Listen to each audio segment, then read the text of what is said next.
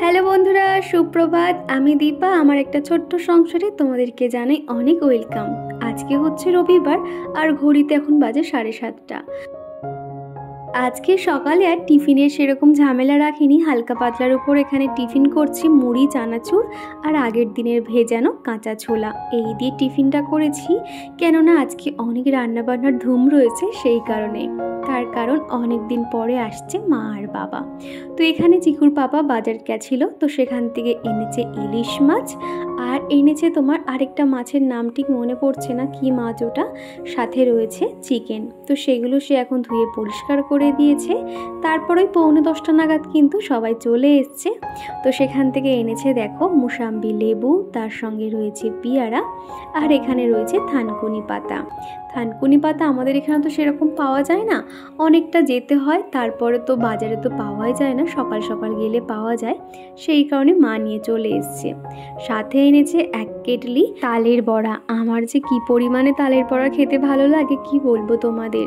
সকাল থেকে ঘুরতে ফিরতে কিন্তু খেতে খেতে অলরেডি আমি 1/2 কেটলি করে দিয়েছিলাম। তারপরে এনেছে মোচা, কেননা আমার এরকম চিংড়ি মাছ দিয়ে মোচা খেতে এত ভালো লাগে, আর মা তো জানে, সেই কারণে কিন্তু দুটো নিয়ে চলে এসছে। আর সাথে রয়েছে 2 প্যাকেট এরকম ক্র্যাক্স রয়েছে চিকুর জন্য। অনেক কিছু খাবার দাবার এনেছে, মা মানেই তো এরকম তাই না, মেরে না চাইতেই কিন্তু জিনিসপত্র নিয়ে চলে আসে, সে সেটা লাগুক আর নাই লাগুক। আমার পছন্দের প্রত্যেকটা জিনিস কিন্তু এখানে এনেছে। এখানে রয়েছে 1 প্যাকেট খেজুর, সেগুলো আমি ঝুড়ির মধ্যে রেখে দিয়েছি।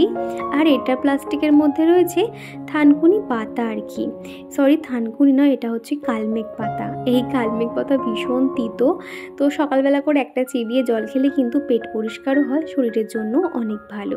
তো সেগুলো এখন প্লাস্টিকে মুড়ে আমি ফ্রিজের মধ্যে রেখে দেবো, তাহলে বেশ কয়েকদিন ভালো থাকবে। আর সাথে এনেছে ক্রিম রোল। এই ক্রিম রোলগুলো খেতে এত ভালো লাগে না, আগে যখন বাবা অফিস থেকে ফিরতো কোনো না কোনো খাবার আমাদের জন্য আনতো, আর তখনই কিন্তু 3 ভাই বোনের জন্য এরকম ক্রিম রোলগুলো আনতো। এত ভালো লাগতো খেতে, এমনকি সকালে ঘুম থেকে উঠেই কিন্তু এই ক্রিম রোলগুলো খেতাম। সাথে এনেছে লম্বা লম্বা হচ্ছে কি নিমকি, আর এই যে টাইগার বিস্কুট, আর কয়েকটা টুকটাক মুখরোচক খাবার বলো কিংবা স্ন্যাক্স বলো, আমার কিন্তু ভীষণ ভালো লাগে এগুলো খেতে। আর মা যেহেতু জানে যে সারাদিন আমি বাড়িতে কাজকর্মর ফাঁকে না এরকম টুকটাক খাবার খেতেই পছন্দ করি, যে কোনো ভারী খাবার যে বসে খাবো সেটার তো সময় হয় না, তো সেই জন্য এই ধরনের খাবার আর কি এনেছে। আর এগুলো এনেছে তোমার কি একটা বিস্কুটের মতন খেতে, তারপর আনন্দ নাড়ু, এক কথায় কিন্তু অনেক কিছু এনেছে, সেগুলো তোমরা দেখলেই বুঝতে পারবে। আজকে কিন্তু কোনো রকমের সাংসারিক কাজ দেখাবো না, সবসময় তো একই জিনিস তোমাদেরও দেখতে ভালো লাগে না, সেই জন্য আজকের দিনটা কিন্তু আমি অন্যরকমভাবে তোমাদেরকে সামনে প্রেজেন্ট করার চেষ্টা করেছি। আশা করছি অন্য দিনের তুলনায় আজকের ভিডিওটা তোমাদের ভালো লাগবে। সাথে এনেছি এখানে বাদাম ছাপা। এই বাদাম ছাপা কিন্তু চিকুর পাপা খেতে খুব পছন্দ করে, সেই কারণে এটা কিন্তু চিনির বাদাম ছাপা, যেটা গুড়ের হয় সেটা যেন আমার বেশি ভালো লাগে। তো এদিকে দেখো রান্না এখনও শুরু হয়নি, তার ফাঁকে যেহেতু মা বাবা চলে এসছে, তো যেগুলো এনেছে সেগুলো আমি গুছিয়ে গুছিয়ে রাখলাম। আর এদিকে এখন বসিয়ে দেব চিকেনটা।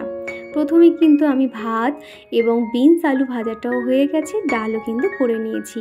তো এখন চিকেনের জন্য যা যা লাগবে সেগুলো কিন্তু জোগাড় করে নিয়েছি।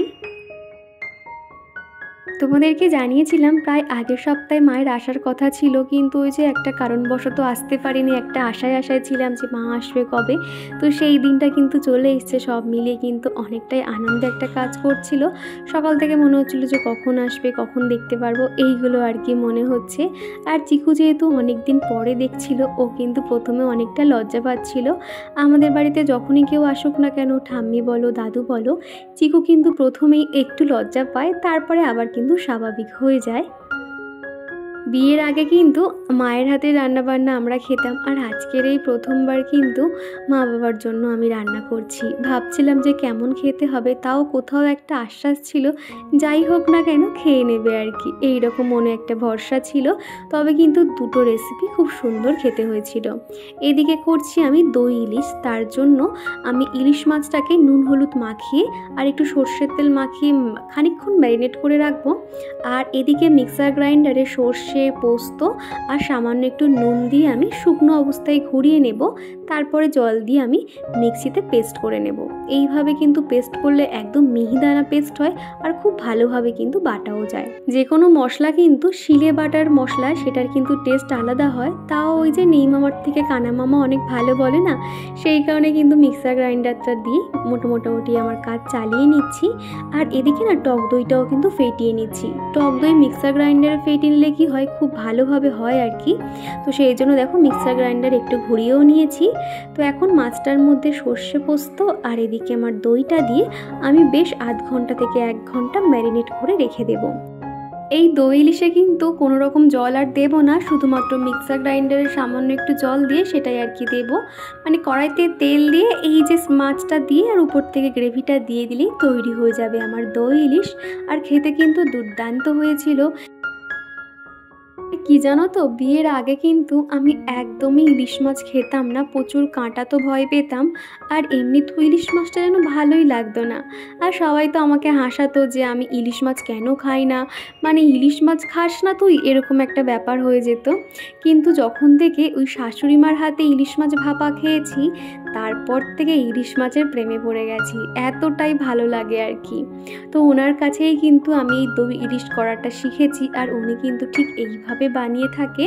আর সত্যি কথা, ইলিশ মাছ বানাতেও কিন্তু বেশিক্ষণ সময় লাগে না, আর খেতেও বেশ ভালো হয়। আর সব মিলিয়ে কিন্তু রান্না বান্না কমপ্লিট। আর এখন চলে এসেছি খাবারগুলো বেড়ে নিতে। তো ওদিকে কিন্তু মা আমার হাতে হাতে অনেক কাজই করে দিয়েছে। মা মানেই তো এরকম, তাই না, যে মেয়ে একা কষ্ট করবে, মা কি সেখানে বসে থাকতে পারে। রান্নার পরে কয়েকটা থালা বাসন পড়েছিল, সেগুলো কিন্তু মা সুন্দর করে মেজে দিয়েছে। আর তারপরে এই তো আমি স্নানে গেছিলাম, এসে দেখছি কি মা গ্যাস কাউন্টার টপটাও সুন্দর করে পরিষ্কার করে নিয়েছে।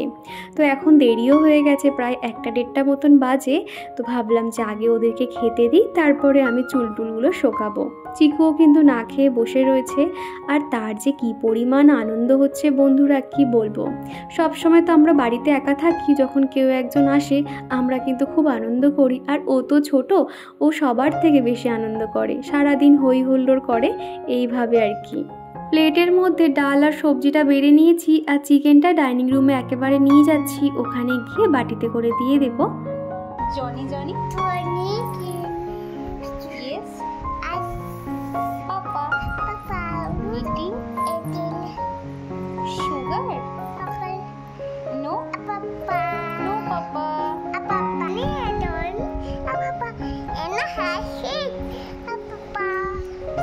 এখন কত বলতে শিখে গেছে বাবা। কোথায় জনি জনি, টুইঙ্কল, হামটি ডামটি, মানে 1 লাইন করে শিখে রেখেছি। এই সবই আর কি শুধু আমি তো চিকুর বাবা ঘুমিয়ে পড়েছে। আর এই যে ভেজা চুলে শুয়েছি না, মাথাটা দেখছি এখন থেকে টিপ টিপ করছে আর কি। আর এদিকে দেখো মা আমার জন্য কত রকমের গাছপালা নিয়ে চলে এসেছে। আমাদের বাড়িতে কিন্তু প্রচুর এরকম ফুলের গাছ রয়েছে।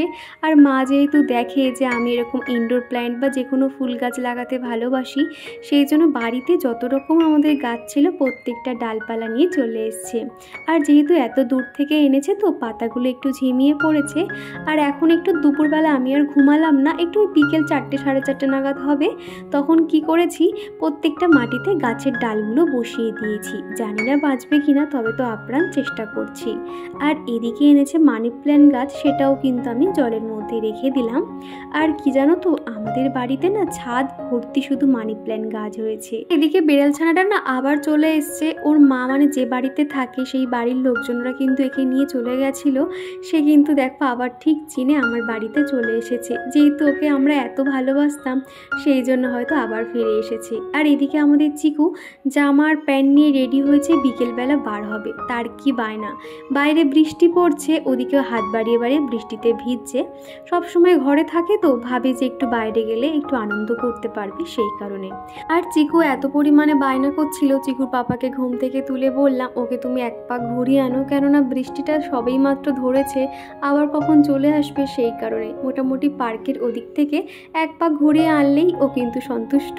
তো সেই জন্য আর কি বেরিয়ে পড়লো, রেডি করে দিয়ে নিয়েছি। আর আজকে যেহেতু মা বাবা রয়েছে, আর আমাদের বাড়িতে না মা বাবা চা খেতে খুব ভালোবাসে, সেই জন্য ভাবলাম যে এখন চিকুর পাপা বেরিয়ে যাক আর এখন মা বাবার জন্য একটু চা বানিয়ে দিচ্ছি। মা বাবা আবার লাল চাটা খেতে বেশি ভালোবাসে, কেননা দুধ চা খেলে না ওই গ্যাসের প্রবলেম হতে পারে। চিকুর পাপা আবার কিন্তু দুধ চা ছাড়া খায় না, তো সেই জন্য লিকার চা বানিয়ে দিলাম। তো চিকুর পাপা এলে ওকে আরেকটু দুধ দিয়ে চাটাও দিয়ে দেবো। আর এদিকে একটু বিকেলে খিদে পেয়ে গেছিলো, তো দেখো আমার জন্য আমি এক প্যাকেট চিড়ে কেটে খাচ্ছিলাম তখন আর কি। তো এখন মায়ের জন্য চাটা দিয়ে আসছি।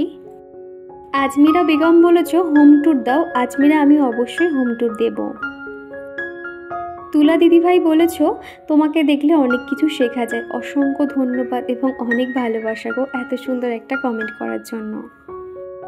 আর নেহাসাও বলেছো দীপা তুমি কখন ভিডিও দাও? আমি প্রত্যেক দিন দুপুর 2টোর সময় ভিডিও দিই, তবে মাঝে মধ্যে 2টো থেকে 2:30 কিংবা 3টেও কিন্তু হয়ে যায়।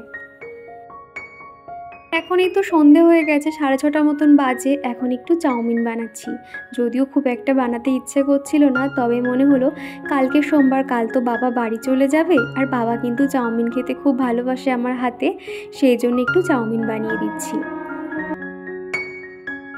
আর আজকের ভয়েস দিতে একটু অসুবিধা হচ্ছে, সারাক্ষণ শুধু ট্রেন যাচ্ছে। তাও তো ভালো, মন্দিরে আজকে কাজটা সেভাবে হচ্ছে না, তা নয়তো ওই পাথর কাটার আওয়াজ এত শুনতে বাজে লাগে না, তো সেই জন্য আর কি শুধু এই ট্রেনের আওয়াজটাই তোমরা আজকে শুনতে পাচ্ছ।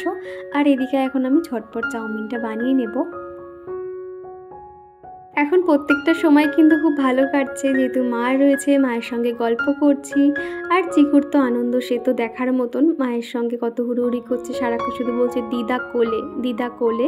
মানে যেহেতু একা একা থাকে তো কেউ তো অত নেয় না, শুধু ঘুরতে ফিরতে মাকে বলছে যে দিদা কোলে নাও কোলে নাও, তো এরকম করছে আর কি। আর এখন এদিকে আমার খাবারটাও বানানো হয়ে গেছে, এখন মা আর বাবাকে খেতে দিয়ে আসছি। আর আমার না আজকে কিছুই খেতে ভালো লাগছে না, প্রচণ্ড মাথা যন্ত্রণা করছে দুপুর থেকে বললাম। আর তারই সঙ্গে না বিশেষ করে ওই তালের বড়াটা খেয়েছি বলে একটু গ্যাসের প্রবলেম হচ্ছিল, সেই জন্য রাতেও সেরকম ভালো করে খেতে পারিনি। আর এখনই তো চিকুর পাপা চলে এসছে, ওকে একটু কোয়াশ দিয়ে দিচ্ছি। ও না এরকম কোয়াশ খেতে খুব ভালোবাসে, একটু না মিষ্টি দিয়ে দিতে হয়, কোয়াশের সঙ্গে সামান্য চিনি মিশিয়ে দিলে কি হয় সেটা খেতে ভালো লাগে। তো এখন ওকে কোয়াশটাও দিয়ে দিচ্ছি। তারপরে এই তো সবাই মিলে বসে এখন একটু গল্প করছি, ফিউচার প্ল্যানিং করছি, মানে এই আর কি। আর মা এনেছে এরকম 3টে স্কচ ব্রাইট। আমাদের এখানে কিন্তু এই লাল ধরনের স্কচ ব্রাইটটা পাওয়া যায় না, আর এটা কিন্তু সহজে চিটে হয়ে যায় না। সবুজ যে স্কচ ব্রাইটগুলো 2 দিন বাসন না মাজতে মাজতে একদম চিটে হয়ে যায়, ভালো করে পরিষ্কার করা যায় না।